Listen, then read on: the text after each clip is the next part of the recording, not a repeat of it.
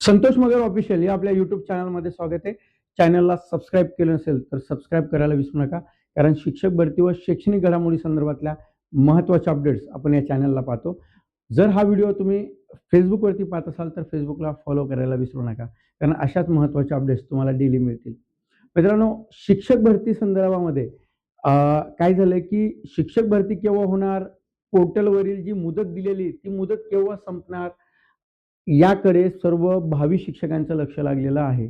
अशामध्ये अनेक बातम्या ह्या पोर्टलच्या रिलेटेड आपल्याला बघायला मिळतात. जाहिरातीसुद्धा अनेक जाहिराती पोर्टलच्या रिक्त पदाच्या संदर्भात येत आहेत.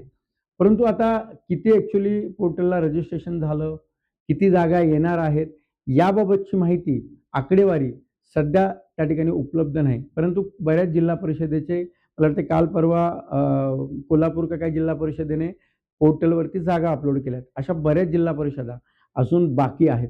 मग अशामध्येच प्रश्न पडतो, की जी मुदत 30 तारखेची दिलेली आहे, ती या ठिकाणी वाढेल का? अनेक संस्था त्यांचं जर रोस्टर बघितलं तर अजून व्हेरिफाईड झालेलं नाही.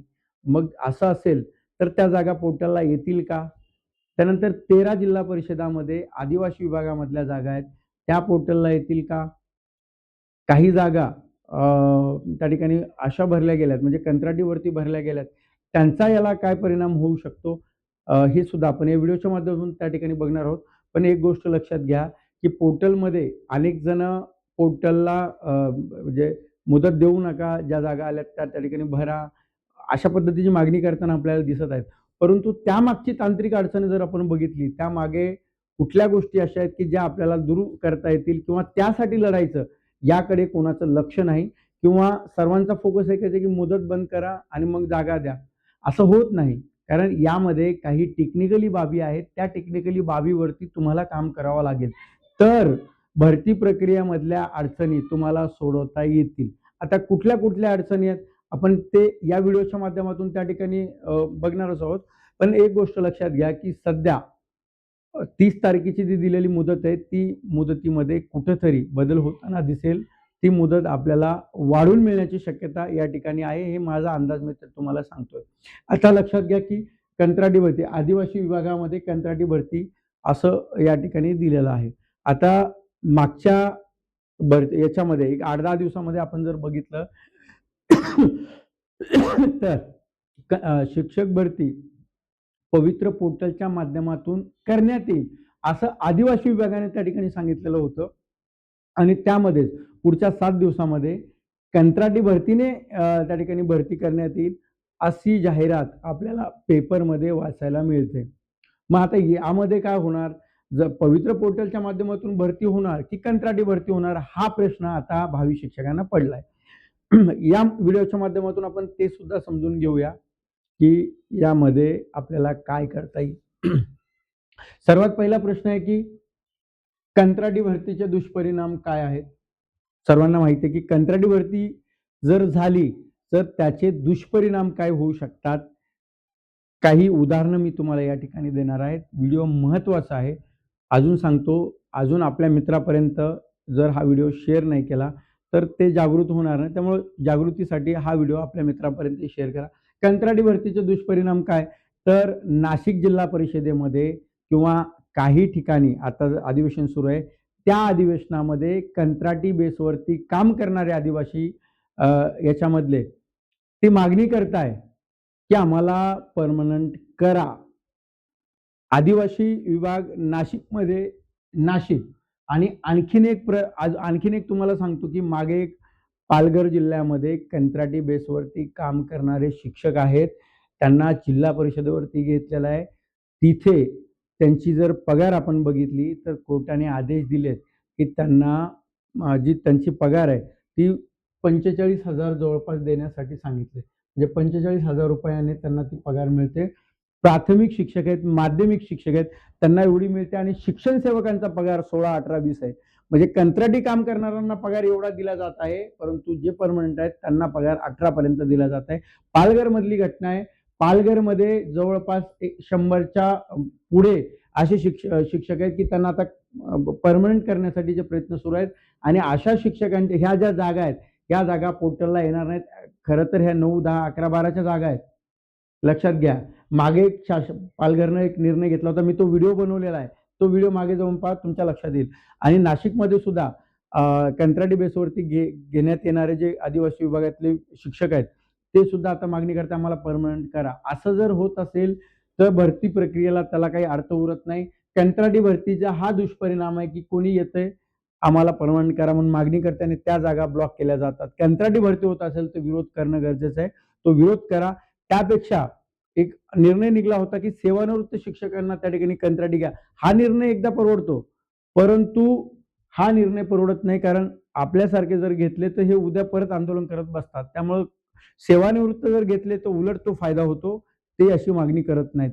हे यामधला फरक लक्षात घ्या. आता दुसरा प्रश्न पडतो की पवित्र पोर्टलद्वारे भरती होणार का? जर आदिवासी विभागामधली भरती प्रक्रिया कंत्राटी बेसवरती भरती प्रक्रिया राबवली गेली तर किमान 6 महिने त्यांना त्या ठिकाणी नियुक्ती दिल्या जाते. 6 महिने असेल, 11 महिने असेल. मग असं जर असेल 6 महिने, 11 महिने जर त्या ठिकाणी नियुक्त्या दिल्या जात असतील तर भरतीला किती कालावधी लागू शकतो याचा विचार तुम्ही करायचा आहे. मी यामध्ये सांगणार नाही, पण तुम्ही विचार करा. जर ह्या जागा आदिवासी विभागांना जर द्यायच्या असतील तर ते किमान 6 ते 11 महिन्यापर्यंत प्रत्यक्ष नियुक्त्या दिल्या जाणार नाहीत. हा त्यामागचा इनडायरेक्टली अर्थ समजून घ्यायचा. आता ह्या आदिवासी विभागातल्या जागा त्यांनाही माहिती आहे की पोर्टलला अजून किती कालावधी लागू शकतो. म्हणून तात्पुरत्या त्यांनी जर भरती केली असेल तर किमान एवढं भरतीला वेळ लागू शकतो. यांच्या भरती प्रक्रियेवरून लक्षात घेण्यासारखं आहे. आता शिक्षक उमेदवारांचं भविष्य काय, तर मी तुम्हाला सांगितलंय की याच्यामध्ये बऱ्याचशा अडचणी आहेत. पहिली अडचण मी तुम्हाला सांगितली आहे. पहिली अडचण काय आहे, तर सगळ्यात पहिली अडचण आहे की अतिरिक्त शिक्षक त्या ठिकाणी अतिरिक्त शिक्षक आहेत. त्यानंतर पदोन्नती बाकी आहे. अनेक ठिकाणी पदोन्नती बाकी आहे. त्या ठिकाणी आक्षेप घेतल्या जात आहेत. अनेक जण आक्षेप घेत आहेत. अजून पदोन्नती झालेली नाही. बुलढाण्यामध्ये सुद्धा पदोन्नती बाकी आहे. साताऱ्यामध्ये सुद्धा पदोन्नती बाकी आहे. तिथे त्या ठिकाणी अजून जाहीर याद्या केल्या आहेत. परत धाराशिवचं कालचं प्रकरण मी तुम्हाला सांगितलं. तर या सगळ्या बाबीचा जर विचार केला तर याला आणखीन किमान 15 ते 20 दिवस धरून चला. 15 ते 20 दिवस लागू शकतात. तर हे त्यामध्ये हा कालावधी लागू शकतो. हे झाल्यानंतर मग रिक्त पदे. त्यामुळं मुदतवाढ मिळेल का नाही मिळणार या अंदाजावरून तुम्ही लक्षात घ्या. आणि या YouTube चॅनलला तुम्हाला सत्य परिस्थिती सांगितली जाते. इतरांसारखी भंकस आणि मोठमोठ्या गोष्टी सांगितल्या जात नाही. जे सध्या चालू आहे वास्तविक परिस्थिती कटू असेल पण सत्य असेल. त्यामुळं सत्य ज्याला पचत असेल, सत्य ज्याला बघायचं असेल त्याला माझे व्हिडिओ त्या ठिकाणी बघावेत. ज्याला फक्त त्या ठिकाणी मोठ्या गोष्टी करायच्या ऐकायच्या असतील, काहीतरी पॉझिटिव्हली नुसतं सांगितलं असं ऐकायचं असेल त्याने दुसरीकडे जावं.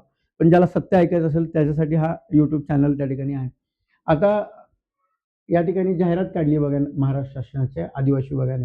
याच्यामध्ये काय दिले की शासकीय आश्रमशाळेतील शिक्षकांची पदे आहेत. लक्षात घ्या किती पदे आहेत, तर 1339 पदे आहेत. आता मी तुम्हाला काय सांगितलं होतं, मागच्या व्हिडिओ तुम्ही काढून बघा. 1000 ते 1500 जागा ह्या शिक्षकांच्या आहेत. हे मी तुम्हाला या जागा येण्याच्या आधी सांगितलं होतं. 5-6 दिवसाआधीचा ज्यावेळेस आश्रमशाळेचा GR आला ना, तो GR बघा. त्या GR मध्ये मी आकडे सांगितले. एकदा 1 ते 1,500 पर्यंत तो शिक्षक भरती त्याच्यामध्ये ऍड होऊ शकते. तोच आकडा इथं सांगितला आहे. म्हणून माहिती वस्तुनिष्ठ पद्धतीने दिल्या जाते. कुठली चुकीची माहिती आपल्याकडे दिल्या जात नाही. 1339 पदे आणि व एकात्मिक आदिवासी विकास प्रकल्प कार्यालयाकरता बहुउद्देशीय कर्मचारी यांचे 155 पदे. ठीक आहे, हे जाऊ द्या. हे बहुउद्देशीय कर्मचारी आहेत म्हणजे इतर याच्यासाठी 155 पदे आणि हे 1339 पदे. 1339 पदं त्या ठिकाणी गेली ना. आता याच्यासाठी ते निविदा मागवणार आहेत. ते मागवण्यासाठी त्यांना ते काय इच्छुकाचे असेल ते या मेल आयडी वरती जाऊन ते संकेतस्थळावरती त्या ठिकाणी त्यांनी मागवायच्यात आणि कालावधी पण त्यांनी किती दिलेला आहे बघा. 13/7 म्हणजे 13 जुलैपर्यंत. म्हणजे 13 जुलैपर्यंत लक्षात घ्या. काय होणार? 13 जुलैपर्यंत फक्त निविदा मागवणार. 13 जुलैच्या नंतर काय होणार? तर मग ते निविदावरती विचार करून हे करून प्रत्यक्ष ऑगस्ट आणि सप्टेंबरच्या नंतरच यांना प्रत्यक्ष नियुक्ती दिली जाणार. प्रत्यक्ष नियुक्ती दिल्या जाणार. हां, मग नियुक्ती जर दिली जाणार, जर समजा सप्टेंबर ऑक्टोबरला नियुक्ती दिली गेली तर लक्षात घ्या कधीपर्यंत जाणार तो 6 महिन्याचा म्हणजे किमान शैक्षणिक वर्ष जूनपर्यंत तरी हे राहतील किंवा मे पर्यंत राहतील. आता मे पर्यंत जर राहत असतील तर भरती प्रक्रियेला प्रत्यक्ष ह्या जाहिराती येतील का हे तुम्ही विचार करायचा आहे. त्यामुळं हे जे निर्णय घेतला आणि त्यानंतर अशा पद्धतीने जर कंत्राटी भरती प्रक्रिया करत असतील तर एक गोष्ट लक्षात घ्या, जर भरतीला वेळ लागत असेल तर एक गोष्ट लक्षात घ्या, त्यांना हे सांगा की भरती प्रक्रिया करत असताना सेवानिवृत्त शिक्षकांना घ्या, किमान त्या जागा तुम्हाला मिळतील. जर कंत्राटी घेतले तर परत आंदोलन करतील आणि तुम्हाला ज्या जागा येणार होत्या 1339 किमान 1000-1500 पर्यंत 1000 ते 1500 त्या जागा भरल्या जाणार नाहीत. आश्रमशाळेच्या चांगल्या माध्यमिकच्या ज्युनियरच्या जागा आहेत. त्यामुळं भरती प्रक्रियेचं काय भविष्य आहे या व्हिडिओच्या माध्यमातून तुम्हाला नक्कीच थोडं तरी समजलं असेल. एक गोष्ट लक्षात घ्या ही भरती प्रक्रियेची इत्थंभूत माहिती आहे. तुम्हाला आता एक 2-3 दिवसानंतर मी प्रत्यक्ष मुंबईत जाऊन काय परिस्थिती आदिवासी विभागातली असेल, समाज कल्याण विभागातली असेल, आपल्या पवित्र पोर्टलच्या माध्यमातून असेल, अतिरिक्त शिक्षकांचं काय आहे, या सर्व बाबीवरती तुम्हाला ग्राउंड म्हणजे तिथून तुम्हाला जे माहिती आहे ती माहिती मी त्या ठिकाणी सांगेल. त्यामुळे चॅनलला नवीन असाल तर विनंती करतो चॅनलला सबस्क्राईब करायला विसरू नका. कारण महत्त्वाचे आहे आणि जे सत्य परिस्थिती आहे ती सत्य परिस्थिती सांगणारे व्हिडिओज तुम्हाला आपल्या चॅनलला पाहायला मिळतील. त्यामुळं हा व्हिडिओ आपल्या मित्रापर्यंत शेअर करायला विसरू नका. भेटूया परत एक नवीन व्हिडिओच्या माध्यमातून. तोपर्यंत सर्वांचे आभार. धन्यवाद.